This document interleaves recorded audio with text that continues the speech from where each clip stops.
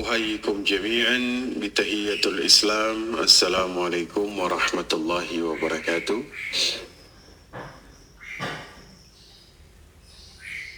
بسم الله الرحمن الرحيم.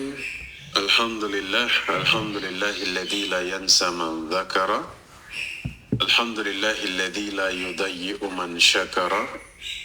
الحمد لله الذي يجزي به الإحسان إحسانا وبالصبر نجاة وغفرانا. أشهد أن لا إله إلا الله وأشهد أن محمدا عبده ورسوله. أما بعد.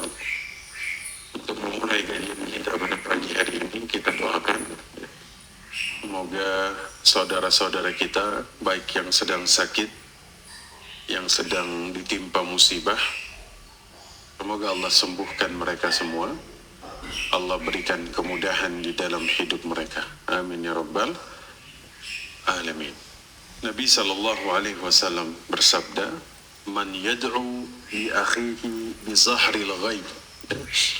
Barang siapa mendoakan saudaranya tanpa sepengetahuan saudaranya, maka Allah itu akan menghadirkan malaikat untuk kemudian mendoakan hal yang sama kepada dia. Ya, maka salah satu cara agar doa kita itu terkabulkan, jangan lupa doakan saudara-saudara kita yang lain. Itu satu amalan yang sangat luar biasa besar, ya. Mungkin kalau kita doa, kita fokus kepada diri kita sendiri, wajar ya. Tapi mulai sekarang, jangan lupa doakan saudara kita ketika kita sedang berdoa kepada Allah. Nah, seperti yang disampaikan, kita hari ini akan melanjutkan kajian riba tentang kaidah seputar riba. Ya. Mungkin ada sekitar 8 kaidah yang akan kita bahas pada pagi hari ini. Mudah-mudahan waktunya cukup. Ya. Nah, kita tahu dan kita pernah kemudian membahas, ya, riba yang paling berbahaya adalah riba hutang piutang, ya, atau riba jahiliyah, ya, yang Allah sebutkan dalam Al-Quran, kemudian diperangi oleh Allah dan Rasulnya. Ya. Maka kita perhatikan betul kaidah-kaidah ini agar kita tidak termasuk orang yang diperangi Allah dan Rasulnya. Ya. Kalau diperangi manusia, implikasinya hanya di dunia. Tapi kalau diperangi Allah dan Rasulnya, ini berbahaya sekali. Ya. Nah, kita lihat kaidah yang pertama. Kaidah yang pertama, nah ini dari perkataan Ali bin Abi Thalib. Kullu qardin jarra manfa'ah fahuwa riba. Ya. Setiap manfaat yang muncul dalam hutang piutang, maka itu riba. Ya. Maka Ibnu Qudamah, ya, dalam kitab Al-Mughni, ya, di sini beliau katakan semua hutang, jadi ada yang berhutang kemudian muncul syarat, ya, syarat kelebihan dalam pelunasan, maka hukumnya haram. Bila khilaf, tanpa ada satupun ulama yang khilaf di sini, ya, tidak ada yang kemudian khilaf bahwasanya, ya, ketika ada hutang piutang kemudian muncul syarat kelebihan saat pelunasan, maka hukumnya haram, tanpa ada perbedaan pandangan sedikit pun di antara para ulama. Berarti kaidah pertama yang harus kemudian kita pahami di sini, manfaat apapun yang muncul di antara hutang piutang, maka itu terlarang. Baik manfaat yang sifatnya harta maupun manfaat yang sifatnya jasa. Ya, saya ulangi lagi, kaidah pertama, ya, manfaat yang muncul dalam hutang piutang, maka itu riba. Ya. Jadi memang manfaat ini, ya, adalah salah satu perkara yang dilarang di dalam hutang piutang. Selain hutang, ya, kita Nabi sampaikan, ini dikutip dalam kitabnya Imam Jalaluddin As-Suyuti, ya, khairun nas anfa'uhum linnas. manusia terbaik adalah manusia yang memberikan manfaat kepada orang lain. Ya. Tapi dalam hutang, yang namanya manfaat itu dilarang. Ya. Ini kaidah pertama yang kemudian banyak sekali di luar sana orang mengambil manfaat dari yang namanya hutang piutang. Maka berhati-hatilah kepada saudara-saudara kita yang kemudian mengambil manfaat ketika ada hutang piutang di antara dia dan saudaranya. Ya, kita tegaskan lagi, dalam hutang ini akadnya qard. Qard itu tabarru. Tabarru itu kebaikan.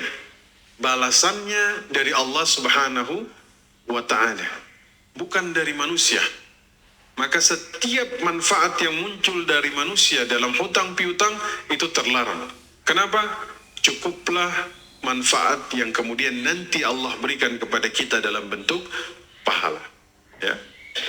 Maka kita lihat dalam Al-Ijma' yang ditulis oleh Ibnu Munzir di sini, ya, ijma'u, ya, ulama itu sepakat, ya, bahwa orang yang memberikan hutang, jika dia memberikan syarat, ya, kepada pihak yang berhutang harus melebihkan tambahan, ya, harus ada ziyadah di sini, ya, au hadiyah, atau kemudian harus ada hadiah di sini, maka transaksi yang dilakukan dengan kesepakatan itu jelas riba. Ya. Saya ulangi, berdasarkan kaidah yang pertama, ya, kalau ada ziyadah, tambahan, au hadiyah atau hadiah yang disyaratkan dalam hutang piutang, maka itu adalah riba. Ya, ini berkaitan dengan kaidah kita yang pertama yang kita bahas pada hari ini. Penerapan kaidahnya, ya, bunga bank atas pengajuan kredit. Bunga bank. Bunga ini dianggap sebagai manfaat yang muncul karena kemudian ada hutang piutang. Ya, dalam Muktamar Majma' Buhuth Al-Islamiyah di Kairo, ya, itu tahun 1965, itu, dan muktamar yang dilakukan di Makkah, ada 300 ulama besar yang hadir pada saat itu, menetapkan bahwa bunga bank hukumnya haram. Ya, dalam ahkamu malul haram, ya, bisa kita lihat. Maka penerapan dari kaidah ini adalah kemudian bunga. Bunga itu manfaat, dan manfaat yang muncul dari hutang piutang itu haram. Ya. Jelas Bapak Ibu, ya? Ini kaidah yang pertama, ya. Nah, contoh lain adalah dalam pemanfaatan barang gadai. Pemanfaatan barang gadai, ya. Dalam hadis yang diriwayatkan oleh Ibnu Majah, Nabi sallallahu alaihi wasallam bersabda, "Idza aqrada ahadukum qardan fa ahda lahu aw hamalahu 'ala ad-dabbah fala yarkabah wa la yaqbalahu illa an yakuna jara bainahu wa bainahu qabla dhalik." Kalau kalian menghutangkan sesuatu kepada orang lain, kata Nabi, kemudian dia memberikan hadiah kepada kalian, ya, layanan berupa kendaraannya dengan gratis, maka jangan kalian naiki, jangan kalian terima kecuali sudah terbiasa. Ya. Nah, ini harus diperhatikan betul. Kata Nabi, kalau kalian menghutangkan sesuatu, kemudian kalian ditawarkan layanan, ditawarkan kendaraan, jangan naiki. Kata Nabi Sallallahu Alaihi Wasallam, jangan terima kecuali sudah terbiasa sebelumnya.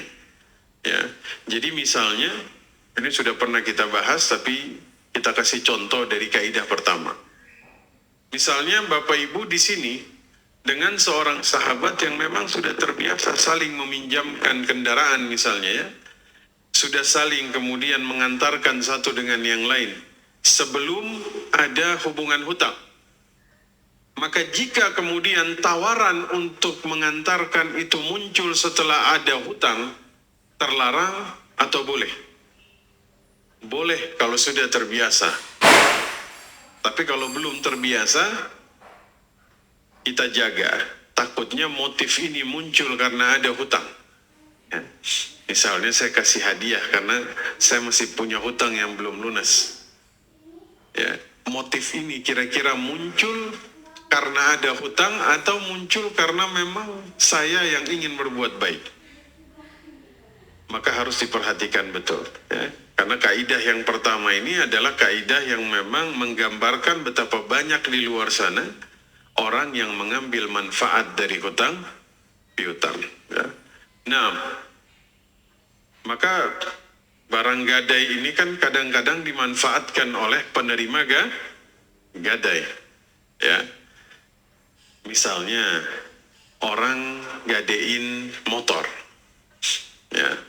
Berarti ketika dia berhutang, motor ini dijadikan sebagai tausiqat, ya, untuk menguatkan antara yang berhutang dan yang memberi hutang. Ya. Boleh nggak motor ini dimanfaatkan? Boleh atau tidak? Dipakai untuk ngojek boleh? Nggak boleh.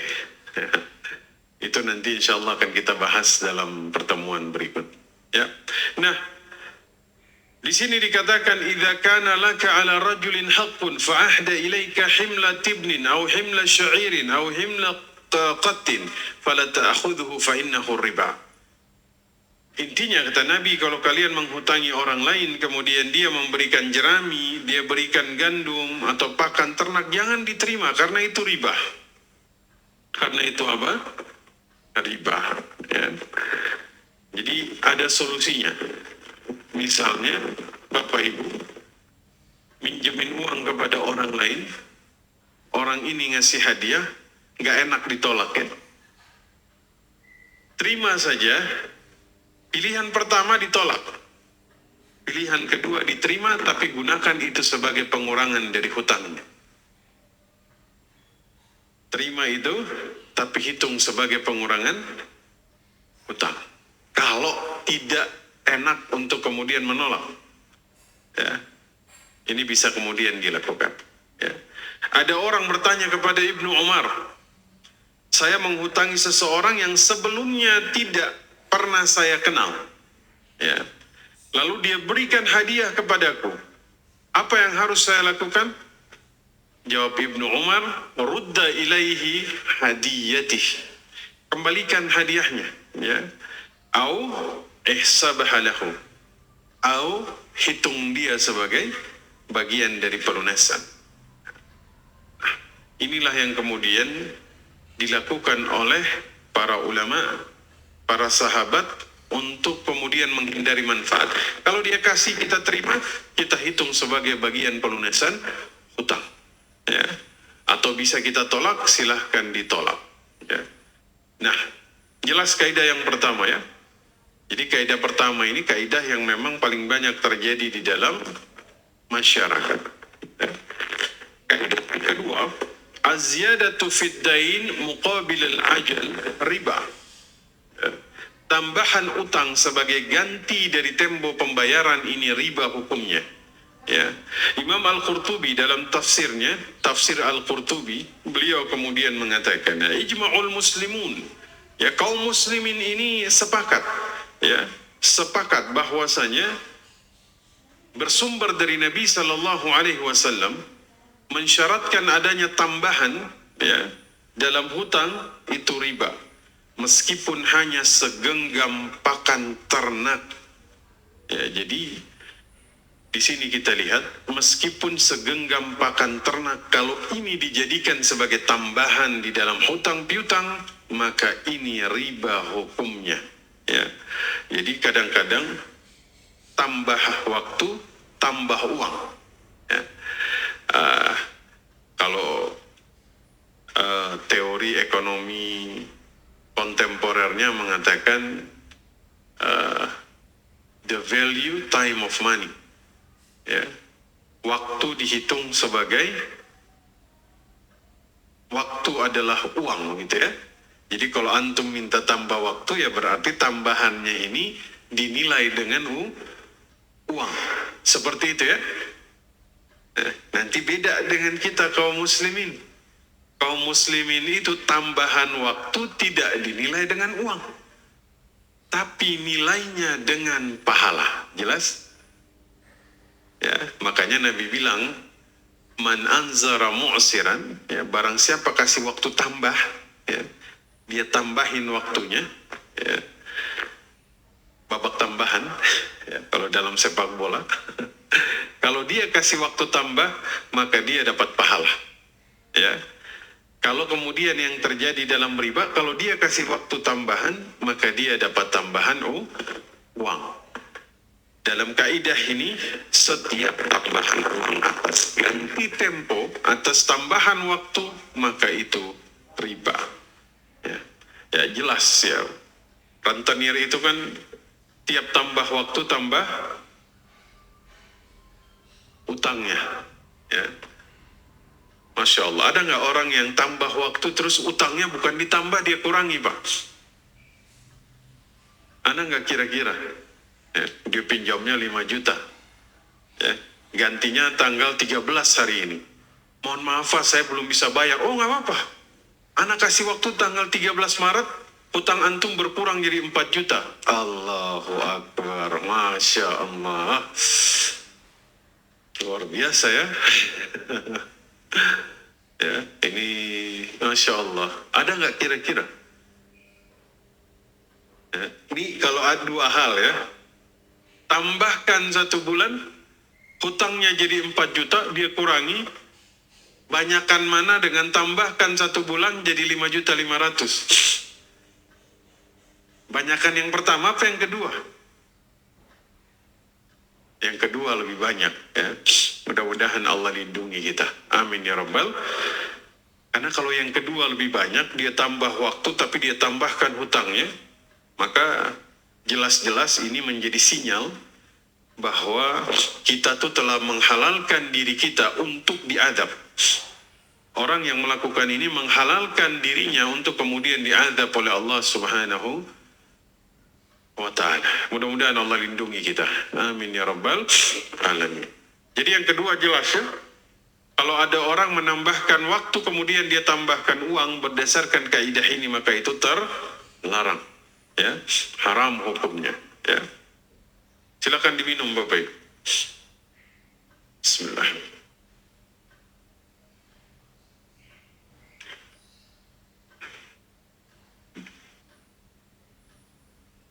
Nah, jadi berdasarkan kaidah yang kedua ini, ya, kita tuh disadarkan bahwa memberi hutang ini hakikatnya adalah sedekah, ya.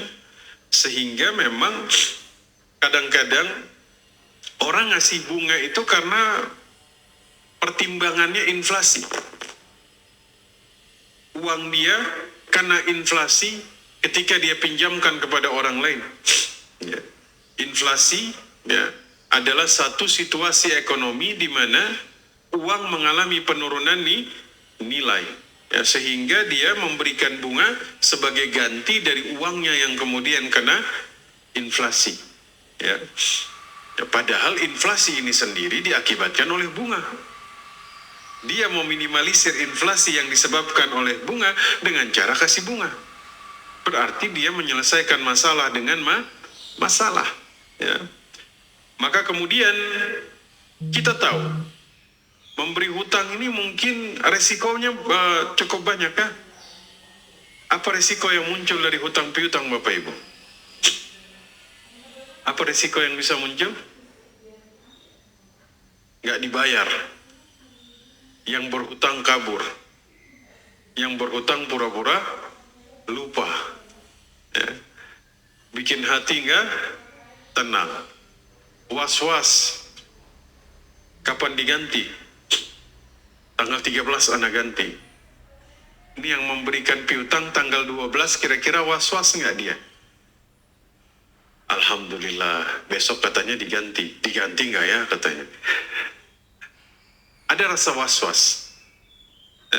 amalan itu semakin tinggi resikonya, insya Allah pahalanya juga semakin besar. Maka kemudian dikatakan oleh Ibnu Mas'ud, Nabi Shallallahu Alaihi Wasallam mengatakan, kullu qardin sadaqah. Setiap menghutangi orang lain itu adalah sedekah, ya. Jadi kalau kita sudah pahami ini, kita nggak akan menghitung lagi nilai waktu yang kemudian kita berikan kepada orang yang berhutang. Karena kita sudah paham, setiap waktu yang saya berikan, insya Allah dinilai sebagai pahala. Ya. Ini berbeda. Ya. Ketika di luar sana, ya, mereka itu memberikan tambahan waktu dengan tambahan hutang yang kemudian dia berikan kepada orang lain. Ya.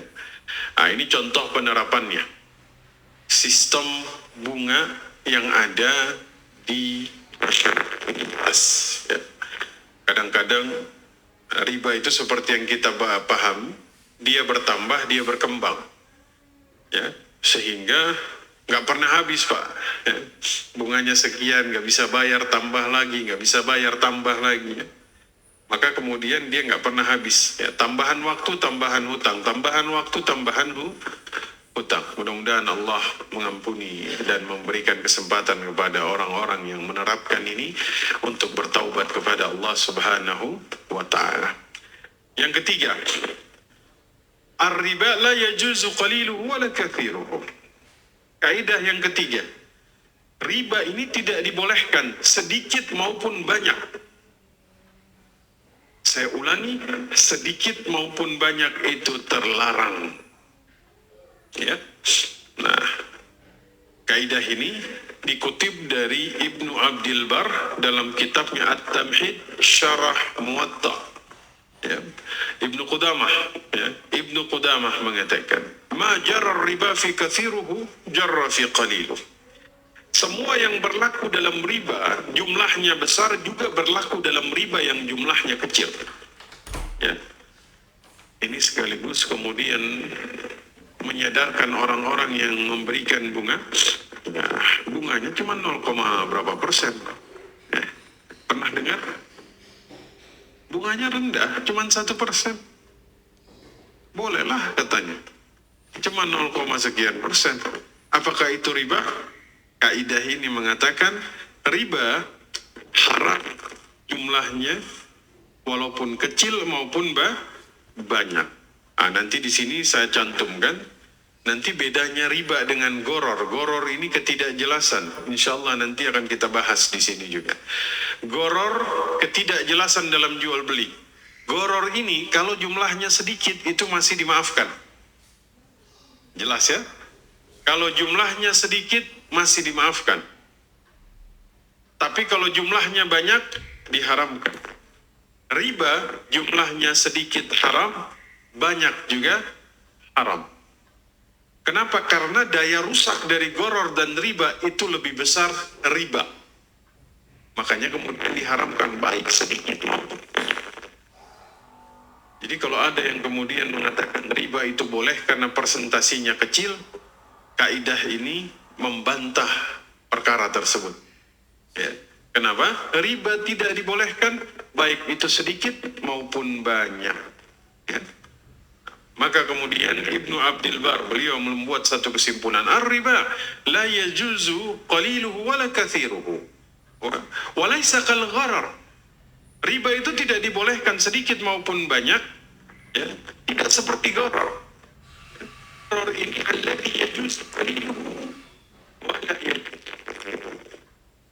Goror yang banyak dia haram, yang sedikit dia dibolehkan. Riba kecil, banyak, sedikit, semua haram. Jelas? Jadi kaidah ini mematahkan pandangan orang di luar sana yang membolehkan riba karena jumlahnya itu sedikit. Jumlahnya sedikit, ya. Maka kita akan lihat, ya, kenapa riba itu dia haram meskipun sedikit, sementara goror dibolehkan meskipun sedikit. Maksudnya goror itu kalau sedikit kok dibolehkan, riba nggak dibolehkan. Ya, karena yang kemudian saya sampaikan tadi, goror kadang nggak bisa dihindari yang kecil. Misalnya, Bapak Ibu jual rumah, ya, kan harus ada kejelasan dari rumah yang dijual kan? Bapak Ibu sanggup menjelaskan semua material yang digunakan untuk membangun rumah itu? Pasirnya, batanya, bisa? Pak, rumah ini dibangun dengan pasir yang diambil dari Sungai Cisadane. Jumlah batanya, total batanya, itu ada sekitar 2000 bata katanya. Jumlah keramiknya, lantai 1, kan nggak mungkin kan? Maka kalau yang sedikit masih boleh, tapi kalau riba, nggak boleh. Sama kalau Bapak Ibu jual mobil, bisa dijelaskan secara detail, sedetail-detailnya? Nggak mungkin. Kan? Pak, ini di knalpotnya tuh ada satu goresan sedikit. Ya mungkin ya. Maka goror yang kecil dibolehkan, yang banyak diharamkan. Riba yang kecil diharamkan, apalagi yang besar. Jelas ya?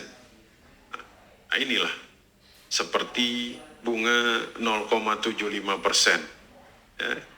Koperasi simpan pinjam misalnya, saat kita koperasi bunganya kecil 1%. Jelas. Ya, kaidah ini membantah itu semua. Ya. Nah, kaidah keempat, ya.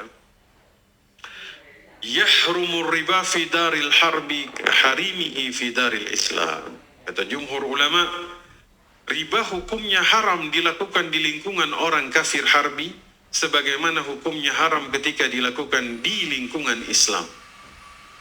Seorang muslim haram melakukan riba, ya, meskipun dia bersama orang-orang kafir harbi. Kafir harbi ini orang-orang yang kemudian jelas memerangi Islam, tapi kemudian ada seorang muslim, dia hidup di tengah mereka, tetap haram, nggak boleh. Dia menerapkan riba kepada mereka karena dia ada di lingkungan mereka. Ini sekaligus kemudian menjelaskan bahwa Islam ini rahmatan lil alamin. Walaupun kita bermuamalah dengan non-muslim, riba tetap haram. Jelas? Jangan kemudian dia berada di tengah-tengah seseorang yang bukan muslim, sehingga dia menerapkan riba karena kemudian dia ada di darul harbi. Tidak. Ya. Dia terlarang dilakukan di dalam lingkungan Islam, sebagaimana dia terlarang dilakukan di dalam lingkungan bukan Islam. Nah, ini sekaligus menegaskan perbedaan hukum riba di antara kaum muslimin dengan orang Yahudi. Ya, ini dalam Al-Majmu'. Yahudi itu kepada yang muslim riba halal. Kepada sesama Yahudi riba haram. Berarti ada standar ganda. Tapi kalau Islam, kepada siapapun hukumnya haram. Tidak boleh kemudian kita berikan itu. Ketika kita berada dalam lingkungan non-muslim, kita terlarang untuk melakukan itu kepada mereka. Terlarang mengambil riba dari mereka. Terlarang kita menerapkan riba kepada mereka. Sebagaimana kita kemudian bermuamalah di antara kaum muslimin. Ya, jelas. Ini ad-dawabit fir riba dikatakan kebiasaan buruk orang Yahudi.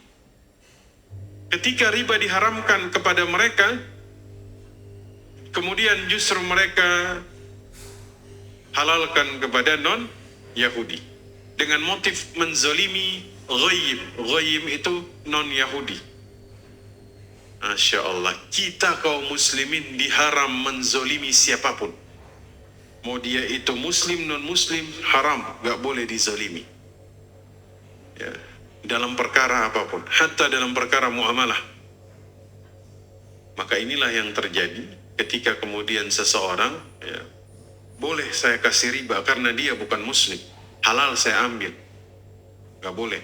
Kalau sampai ini dilakukan berarti kita telah mempraktekkan apa yang dilaksanakan oleh bangsa Yahudi. Ya. Kenapa? Karena Imam Al-Mawardi mengatakan riba tidak dihalalkan dalam syariat samawi manapun yang kemudian Allah turunkan. Ya. Inna riba lam yahillu fi syariati qattun liqauli ta'ala. riba tidak dibolehkan dalam syariat manapun berdasarkan firman Allah Subhanahu wa ta'ala. Ya. Jelas sampai sini? Ya. Baik, sudah berapa kaidah yang kemudian sudah kita bahas? 4. Ya. Mau kita selesaikan sampai 8 atau sampai 4 ini dulu terus kita tanya jawab? 4 dulu lah ya. Takutnya kalau kebanyakan justru lupa. Tapi insya Allah nanti filenya akan saya bagikan. Dengan file-file yang kemarin kayak belum dibagi ya Pak Rahiman ya. Nanti insya Allah saya bagi. Nah, jadi bagi kaum muslimin yang kemudian sedang berada di lingkungan non-muslim, ya, maka kemudian mereka bertanggung jawab untuk menghindari riba sebisa mungkin. Keberadaan mereka di lingkungan yang kemudian bukan muslim bukan sebagai menjadi pembenaran mereka untuk kemudian melaksanakan yang namanya riba. Ya. Jadi saya ulangi lagi, kaidah yang pertama tadi apa Bapak Ibu sekalian? Semua manfaat yang muncul dalam hutang piutang maka itu riba. Kaidah yang kedua mengatakan setiap tambahan waktu yang dinilai dengan uang maka itu riba. Kaidah yang ketiga, riba ini terlarang baik dia sedikit maupun dia banyak. Ya. Kemudian kaidah yang keempat, riba itu haram kepada sesama muslim, haram juga kita lakukan kepada yang bukan muslim. Ya. Keberadaan kita ketika kita berada bukan di tengah-tengah kaum muslimin, itu tidak menjadi pembenaran bagi kita untuk melakukan riba, tapi kita bertanggung jawab untuk menghindari riba sebisa mungkin, ya, sehingga memberikan contoh kepada orang-orang yang kemudian belum paham tentang terlarangnya riba, untuk kemudian mereka menghindari diri dari perkara tersebut. Silahkan kita berdiskusi dari 4 kaidah yang sudah kita bahas pada pagi hari. Silahkan. Baik, kita atur jalur komunikasi atau transaksi tanya jawabnya. Silahkan kita tawarkan 3 orang dulu, Pak Adrian. Ada lagi? Ya, nanti sebutkan namanya. 3 orang dulu, sekalian Pak Haji Adrian.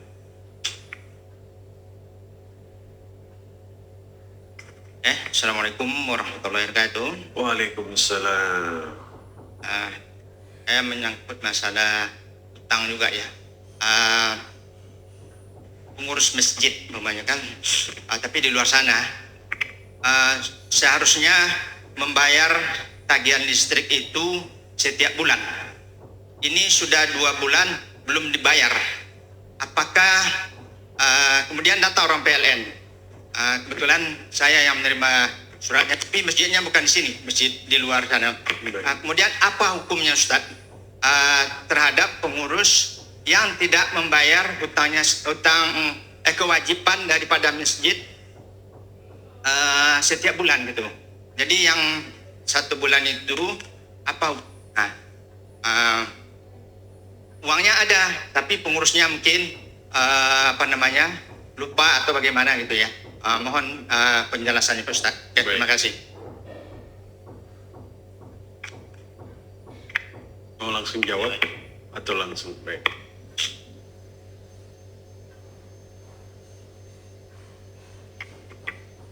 Ya, Bismillahirrahmanirrahim. Afwan Ustaz, mohon minta penjelasan lebih detail lagi tentang boror. Kalau riba tadi sudah dipaparkan, tentang boror ini nampaknya juga hal yang sering kita temui di keseharian. Kedua, kalau ada orang pinjam uang ke kita gitu, kemudian setelah waktunya dia kembalikan uang itu, kemudian dia bilang begini, ini ada tambah kasih lebih, tapi ini bukan tambahan apa-apa, saya mau kasih ke ini, ke anak gitu misalkan. Ini ragu sebetulnya, cuman dia udah mengatakan ini bukan tambahan apa-apa, ini saya mau kasih ke anak gitu. Gimana hukumnya Ustaz? Jazakallah. Assalamualaikum warahmatullahi wabarakatuh. Waalaikumsalam. Silakan 1 lagi.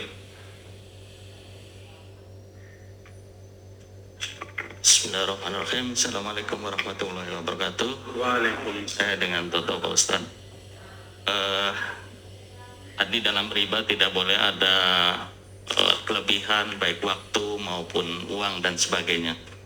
Lalu kalau dalam kehidupan sehari-hari, mungkin kalau hutang piutang dalam jumlahnya kecil itu tidak masalah. Tapi kalau dalam jumlah yang cukup besar, di mana kita kalau mau meminjam ke bank itu ada studi kelayakan nggak mungkin. Kemudian kita ke pegadaian juga mungkin nggak mungkin juga. Lalu orang ini yang meminjamkan membuat termin pembayaran. Jadi hutangnya lumayan cukup besar, membuat termin pembayaran. Nah, pada saat kita membuat termin pembayaran dalam rangka menjaga keuangan tadi supaya kita tidak terjerat riba, pengembalian tetap jumlahnya sama, hanya saja borok namanya atau jaminan tadi kemudian kita nilai lebih rendah. Jadi deal hanya saja memang karena posisinya tadi si peminjaman lemah, kita tadi lebih rendah. Mungkin secara jual ini minggu kemarin itu masih bisa, hanya saja secara aturan agama itu nggak etis gitu. Apakah boleh pada saat nanti si peminjam tidak bisa membayar, kemudian kita menarik jaminan tersebut? Apakah harus dijual dulu atau boleh kita menarik jaminan tersebut? Terima kasih. Syukran. Saya jawab dari yang ketiga, kedua baru ke satu, nggak apa-apa ya.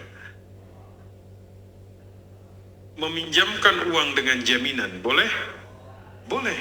Karena ini implikasinya ada dalam Al-Quran. Rahan ini Allah sebutkan dalam Al-Quran. Untuk memberikan rasa aman ketika bermuamalah secara tidak tunai, kita kasih jaminan untuk kemudian mengikat.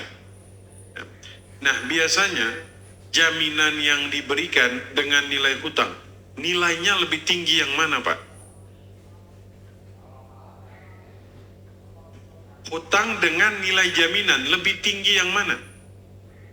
Jaminan, pasti. Orang Nabi waktu berhutang, kalau nggak salah 4 sok gandum untuk beliau makan dan keluarganya, jaminannya itu adalah baju besinya.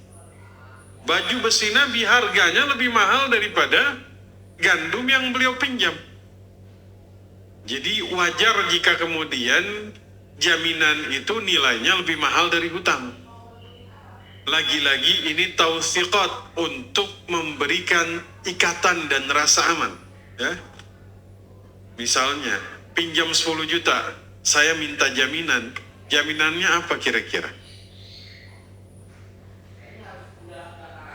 Atau misalnya lah, taruhlah pinjamnya 100 juta.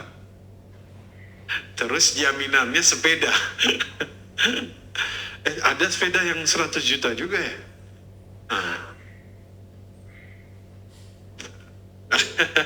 Misalnya, ya, pinjamnya 50 juta. Jaminannya sepeda kumbang. Tahu sepeda kumbang ya? Ontel. Boleh nggak? Orang jadi mikir, loh, ini antum minjamnya mahal nilainya. Seharusnya jaminannya lebih tinggi. Memang kebiasaan nilai jaminan lebih tinggi dari nilai piutang. Oke, nggak apa. Karena inilah yang berlaku, Nabi juga melakukan itu ya. Bahwa jaminan beliau lebih mahal daripada pinjaman beliau. Tapi saya ingatkan, ini jaminan tausiqat. Bukan sudah terjadi perpindahan kepemilikan. Jadi barang ini hakikatnya masih belum jadi milik si pemberi hutang, tapi masih menjadi milik yang punya hutang. Jadi ketika terjadi gagal bayar, tidak serta-merta langsung kita ambil. Jual dulu. Baru kemudian hak kita ambil, hak dia kita kembalikan. Jangan serta-merta langsung diambil. Masih ada hak dia di situ. Kenapa? Karena nilai jaminan dia lebih mahal dari nilai hutang dia. Tapi lagi-lagi kenyataan yang kita hadapi sekarang, sudah hutangnya ada ribanya, dia minta jaminannya, ketika gagal bayar dia ambil langsung jadi miliknya. Yang biasanya terjadi seperti itu. Wal'iyadzubillah. Ya, jadi jual dulu, baru kemudian hak dia kembalikan, punya kita ambil. Ya, jadi sesuai kesepakatan yang kemudian disepakati di awal. Nabi itu baju besinya ditebus oleh Abu Bakar As-Siddiq. Ketika Abu Bakar itu jadi khalifah, dia tebus baju besinya Nabi. Seperti itu, Pak. Ya. Kalau di awal misalkan sudah ada komitmen, setuju, apakah bisa diambil atau tetap proses penjualan dulu? Penjualan dulu. Ya. Atau misalnya mau kita ambil, harganya itu kita beli dari dia. Ya. Misalnya dia sudah tidak bisa bayar, jaminan antum, misalnya hutangnya 10 juta, jaminannya nilainya 20 juta. Misalnya kita langsung kembalikan 10 juta dia, ya. Karena ada kelebihan dari jaminannya, silakan. Ada proses untuk menyelesaikan ini. Tidak serta-merta kita ambil. Jual dulu, kembalikan haknya, ambil hak kita. Seperti itu. Wallahu a'lam bishawab. Wallahu a'lam. Goror. Tadi ada dua. Yang satunya tadi hadiah. Bapak Ibu pernah nggak ada yang minjem terus dikembaliin terus dia lebihkan? Pernah mengalami itu? Dilebihinnya berapa? Minjem 1 juta, biasanya orang itu lebihkannya berapa kira-kira? Ada yang pinjam 1 juta, dia lebihkan 1 juta jadi 2 juta? Jarang ya? Jika tidak diperjanjikan di awal, tidak disyaratkan di awal, kemudian dia kembalikan, dia kasih tambahan, nggak disyaratkan di awal. Misalnya dia pinjam, saya pinjam 1 juta, nanti kalau saya lebih, nanti kalau saya bayar saya lebihin deh. Nah, ini dilarang. Waktu dia pinjam dia bilang nanti dilebihkan atau tidak? Tidak. Tidak ya. Waktu dia bayar baru dia lebihkan. Boleh. Boleh. Tapi ada tapinya. Jangan jadi kebiasaan. Jangan jadi kebiasaan, karena nanti ada kaidah yang mengatakan sesuatu yang kemudian jadi kebiasaan, maka itu ditetapkan sebagai hukum. Ini pernah terjadi dulu ketika sahabat mengunjungi seorang sahabatnya di Irak. Di situ dia diperingatin, hati-hati. Di sini tuh sudah jadi kebiasaan. Minjem dilebihkan tuh kebiasaan. Seperti itu. Ya. Tapi insya Allah kalau di kita nggak kebiasaan, nggak biasa-biasanya. Ya, seperti itu. Yang kedua, goror. Nah, goror ini insya Allah nanti ada bab khususnya. Ya, setelah habis riba, itu yang kita bahas goror. Tapi saya bahas sedikit. Goror ini, itu secara bahasa dikatakan majhulul aqibah. Akibat yang tidak jelas. Ketidakjelasan. Jadi kalau seseorang yang sesuatu yang nggak jelas itu goror. Goror. Dalam jual beli muncul ini goror ketika ada ketidakjelasan. Contoh. Ini masih contoh untuk menggambarkan goror kepada kita. Contoh. Ustadz Rahiman beli mangga dari Pak siapa namanya? Pak Toto. Beli mangganya langsung di pohon. Pak Rohiman datang. Pak Toto, saya beli mangganya. Pak Toto dan Pak Rohiman ini dari bawah. Mereka berdua tuh nggak tahu berapa kilogram mangga yang ada di pohon. Kata Pak Rohman, wah ini kalau saya nih, ini kayaknya 10 kilo. Maka saya beli seharga 100.000 dengan pertimbangan 1 kilo 10.000. Kata Pak Toto, oke, deal. Diturunkanlah mangganya dari pohon. Ternyata ada 20 kilo. Sudah transaksi kan? Siapa yang rugi di sini?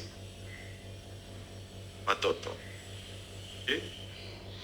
Sekarang kalau misalnya Pak Rohiman bilang, ini kayaknya ada 20 kilo ini.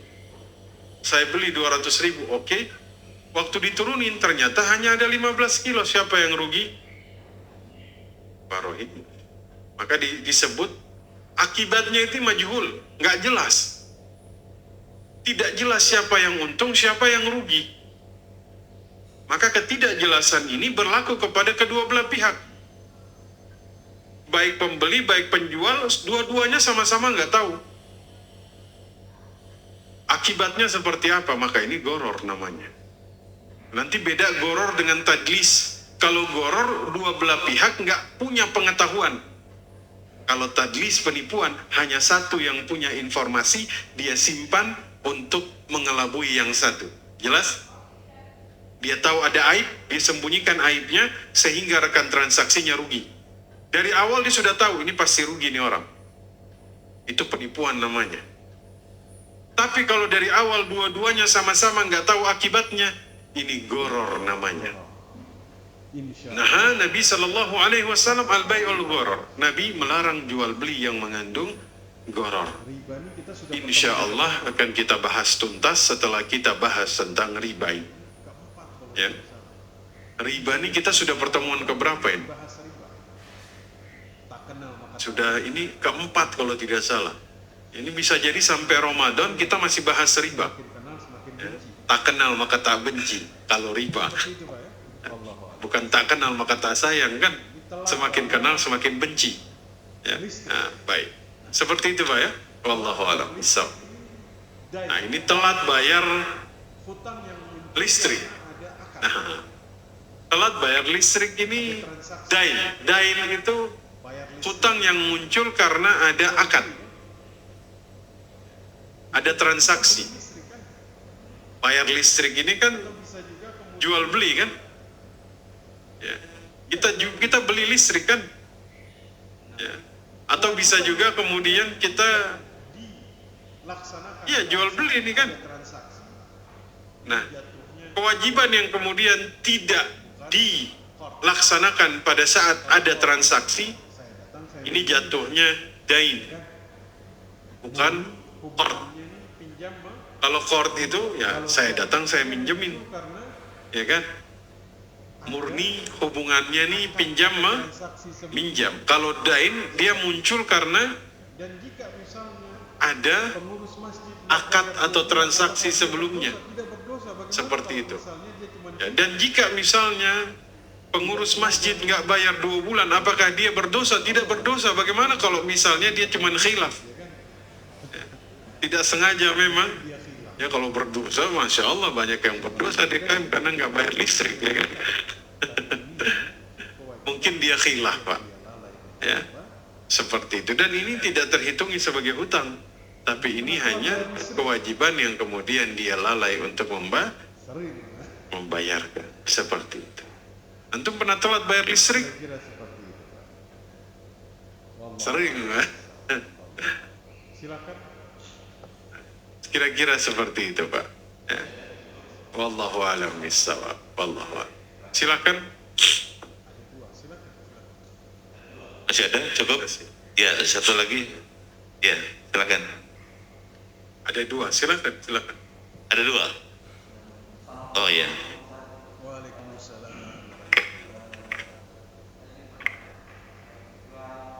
Assalamualaikum Ustaz. Waalaikumsalam warahmatullahi wabarakatuh. Saya ingin bertanya 2 poin boleh Ustaz ya? Baik, silakan. Yang pertama, saya pernah dengar ya seorang tokoh itu ya, dia di majelis seperti ini juga, tapi dia menyampaikan bahwa pinjam itu dihalalkan asal dua orang pihak ini saling ridho, saling setuju, sepakat gitu Ustaz. Baik. Yang pertama Ustaz. Yang kedua, jika misalkan saya meminjam seseorang, kemudian orang ini sudah meninggal dunia, katakanlah seperti itu, tidak ada ahli warisnya atau kerabatnya, itu cara melunasinya seperti apa Ustaz? Baik. Assalamualaikum warahmatullahi wabarakatuh. Waalaikumsalam.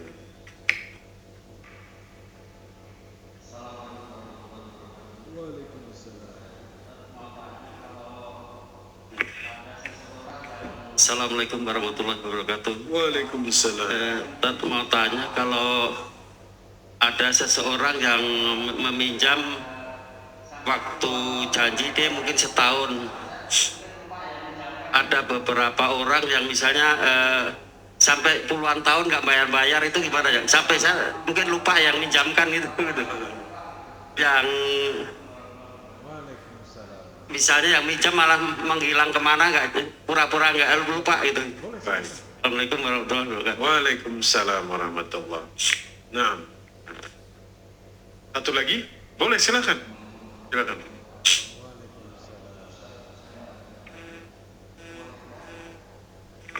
Assalamualaikum warahmatullahi wabarakatuh. Waalaikumsalam. Ustaz, saya minta pencerahannya. Bolehkah bila saya jual beli, kalau kontan misalnya 100 juta, Baik. kemudian kalau mau cicil 150 juta gitu, Baik. itu tidak ada jaminan gitu, Baik. yang cicilan itu. Terima kasih. Assalamualaikum warahmatullahi wabarakatuh. Waalaikumsalam warahmatullahi wabarakatuh. Pertanyaan pertama, ada yang mengatakan boleh dilakukan, yang penting saling ridho, begitu ya. Jadi kalau dia kasih bunga, yang penting yang hutang ridho, yang piutang ridho, maka boleh. Nanti kaidah kita selanjutnya, keridhaan tidak diperhitungkan dalam riba. Walaupun sama-sama ridho, tetap haram. Ya. Keridhaan di dalam riba tidak diperhitungkan. Hatta dia bilang, Ustaz, ana ridho ngasih bunga buat dia. Keridhaan antum tidak diperhitungkan dalam riba. Dalam maksiat itu keridhaan tidak diperhitungkan. Kalau misalnya keridhaan diperhitungkan dalam riba, ini nanti dalam zina juga boleh, yang penting sama-sama ridho. Suka sama suka gitu ya. Seperti itu ya. Jadi keridhaan tidak diperhitungkan walaupun sama-sama suka ya. Kemudian yang kedua, yang minjem meninggal, sudah cari sana keluarganya nggak ada ya. Apa yang harus dilakukan ya? Saran saya, ini yang meninggal meninggalkan harta atau tidak? Orangnya sudah meninggal, dicari, tidak ada yang bisa ditemukan. Oh, bapak yang minjem, orangnya sudah meninggal, dicari, tidak ada yang bisa ditemukan untuk dibayarkan. Baik. Ibnu Mas'ud dulu pernah beli seorang budak. Waktu beli, pedagang budaknya sudah menghilang. beliau terima budaknya. Waktu beliau masuk ambil uangnya, keluar lagi, pedagang budaknya sudah menghilang. Muncul dari jual beli gimana? Beliau menghukumi itu sebagai dain, Tahun-tahun nggak ketemu Pak. hutang yang muncul dari jual beli, di mana Akhirnya beliau ini sadaqah pedagangnya dicari bertahun-tahun nggak ketemu, Pak. dengan niat ini. Karena nggak ketemu, Buat si fulan. akhirnya beliau sedekah dengan uang itu, Fa'in ata fulan, kalau dia datang, dengan niat ini pahalanya buat si fulan. tapi Fa'in kalau ata fulan, kalau dia datang, saya bayar hutang. saya sampaikan sudah saya sedekahkan. Tapi kalau misalnya dia tidak terima, saya bayar hutangnya, pahala sedekah ini untukku. Boleh? Sadaqah Ini kasusnya dengan niat kepada orang masih hidup. meninggal itu. Berarti bapak boleh sedekah dengan niat kepada orang yang sudah meninggal itu Kalau kasus untuk menyelesaikan hutangnya. beliau bilang kalau dia datang, Tapi sudah meninggal, nggak didatengin kan? tapi kalau sudah Kalau kasus Ibnu Mas'ud kan didatengin. datangin nanya Beliau bilang kalau dia datang, saya bilang sudah ana sedekahin. Tapi kalau sudah meninggal ya gak didatengin lagi kan. Cari sudah tidak ke Sedekah dengan niat untuk almarhum. sedekahkan. Karena kita cari sudah tidak ketemu, sudah meninggal. Nyari ahli waris nggak ketemu, sedekahkan saja. Pada zaman Mudah-mudahan selesai. Ini kan pernah terjadi ketika pada zaman dinasti Umayyah dia tuh melakukan bulul, ada seorang ada askar ghanimah yang dia ambil waktu perang, dia tuh melakukan bulul. tahun kemudian pengen bertobat. Jadi ada ghanimah yang diambil, dia sembunyikan. Panglima perangnya pada saat Dia tuh bertahun-tahun kemudian pengen bertobat. melakukan bulul. Dia datangi Amir Jish, panglima perangnya pada saat itu. Sekarang Dulu ana melakukan bulul, Amir mengkhianati mengatakan harta ghanimah. di mana pasukan. Sekarang saya mau tobat. Itu Jadi dia nggak mau terima. Amir Jishnya mengatakan, Jawabnya adalah ana nggak tahu lagi di mana pasukan yang ikut pada saat itu. saat itu di dalam Jadi dia nggak mau terima. peperangan. Kenapa? Karena tanggung jawabnya adalah membagikan kepada semua yang kemudian hadir pada saat itu di dalam peperangan. Beliau sedekahkan harta Ini orang akhirnya minta pandangan dari ulama, namanya Imam Al-Bishr. Kata beliau, sedekahkan harta tersebut. ikut di dalam peperangan. Sedekahkan. Allah Maha tahu keturunan nasab dari para tentara yang ikut di dalam peperangan tersebut. Maka boleh Mudah-mudahan pahalanya akan kemudian diberikan kepada mereka dan tanggung jawabmu untuk bertaubat selesai. karena orang Nah, maka boleh disedekahkan. Mudah-mudahan almarhum terima pahalanya. insya Allah sedekah Karena orang meninggal itu kan orang yang kita berhutang keinginannya apa? sudah meninggal Sedekah. paling terbaik. Insya Allah. Almarhum pun Sedekah yang diniatkan kepada orang yang kita berhutang dan sudah meninggal itu cara yang paling terbaik. Karena almarhum pun kalau bisa dia hidup lagi maka dia ingin sedekah. Maka bersedekahlah insya Allah selesai. Wallahu a'lam bishawab. Wallahu a'lam. beri hutang Pak. Nah, yang kedua, Amnesia ini yang mana? nah ini menarik ini. Yang suka lupa Kalau hutang dan yang memberi hutang, Pak, yang biasanya amnesia ini yang mana? Yang suka lupa nih yang kasih hutang atau yang berhutang, Pak? biasanya Yang berhutang. ada nggak kira-kira kita Lebih datang galak. mau bayar hutang? Antum Biasanya, kapan? ada nggak kira-kira kita datang bayar hutang? Ana mau bayar hutang. Oh, antum hutang sama anak kapan? Katanya. Insya Allah. Yang ngasih hutang yang lupa. Kayaknya lupa deh saya. Karena lupa kayaknya pernah hutang. Kasus ini jarang terjadi ya. Udahlah, hapusin aja. Misalnya yang ngasih hutang yang lupa. Yang Ana lupa kayaknya pernah ngutangin antum. Udahlah hapusin aja. Masya Allah. dia lupa. Sengaja Jarang. melupakan. Nah, ini bahaya. Yang terjadi yang ditagih yang Bahayanya orang yang lupa. Kalau dia hutang bertahun-tahun dan dia lupa, sengaja melupakan. Nah ini bahaya nih. bayar. Bahayanya orang yang sengaja tidak bayar hutang. Jadi ada orang niat minjem dari awal memang nggak bayar. Statusnya dipanggil. Ini orang akan datang di hadapan Allah statusnya sadiqan, pencuri. Golongannya ini Statusnya dipanggil di hadapan Allah, dikumpulkan bersama para pencuri. yang bayar hutang. Golongannya ini golongan para begal. Tahu begal? Di awal tuh Ah. memang niatnya nih, ada minjem, Ini yang bayar bayar. minjem duit sengaja nggak bayar. Orang dengan niat Dari awal tuh memang niat dia nih, anak minjem nih memang niat nggak bayar, anak niat kabur. Nah, hati-hati. Orang dengan niat seperti ini akan dikumpul bersama para perampok, para begal, para pencuri nanti. memang menentukan Seperti itu. dari suatu Ya, amal. jadi Niat minjem jika orang minjem, jadi niat ini memang menentukan akhir dari suatu amalan. Niat minjam dengan niat tidak bayar, akhir amalannya akan dipanggil di hadapan Allah dengan status sebagai pencuri.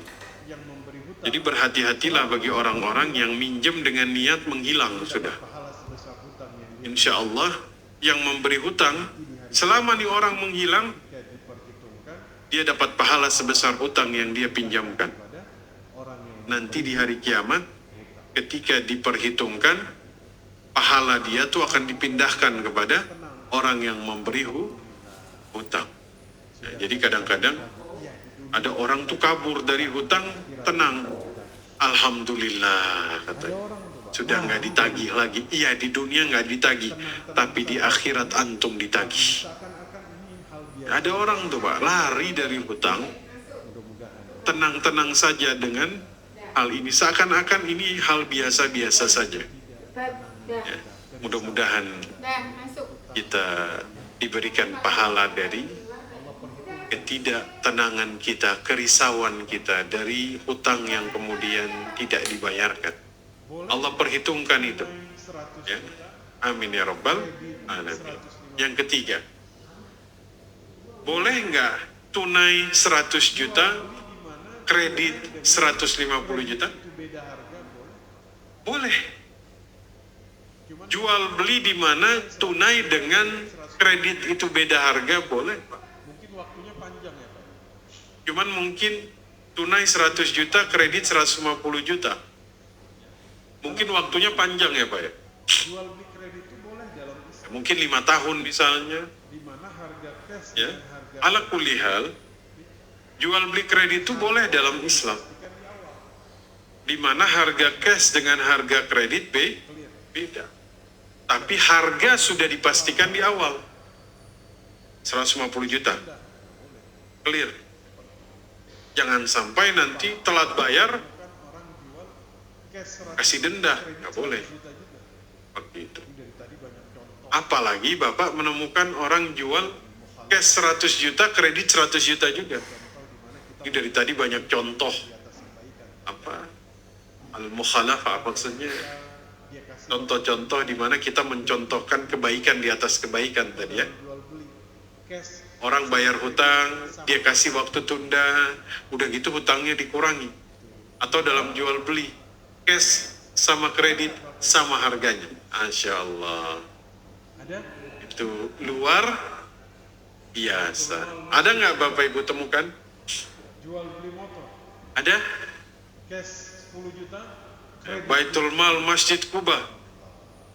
Jual beli motor. Cash 10 juta, kredit juga 10 juta.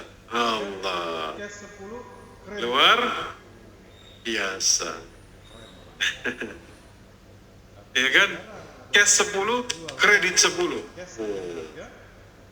Keren Pak. Karena jarang ada orang yang jual sama harga cash dengan harga kredit. Seperti itu. Jadi jika Bapak jual tunai harga sekian, kredit harga sekian, boleh. Insya Allah. Itu nanti kita bahas dalam bab jual beli. Bersabarlah Bapak Ibu. Riba akan terus membersamai sampai habis Ramadan, guys. Jadi memang bahas riba ini biar tuntas ya. Dari kenali riba itu apa, jenisnya apa, jahiliyahnya seperti apa, kaidahnya apa, ya, kemudian riba yang terjadi dalam masyarakat sampai nanti gadai, rahan yang tadi ditanyakan kita bahas, sampai tuntas, barulah kita berpindah kepada gharar. Mudah-mudahan Allah panjangkan usia kita, Allah sehatkan kita semua. Amin ya rabbal. Allahu a'lam. Silakan Pak. Baik, terima kasih Ustaz. Kita akhiri karena sudah masuk syuruk. Kita sempurnakan duduk kita di ta'lim ini, di majelis ini dengan sholat syuruk. Yakinlah Allah akan melimpahkan pahala seperti pahala naik haji dan umroh yang sempurna. Sengaja tadi kita batasi dari 8 kaidah terkait riba.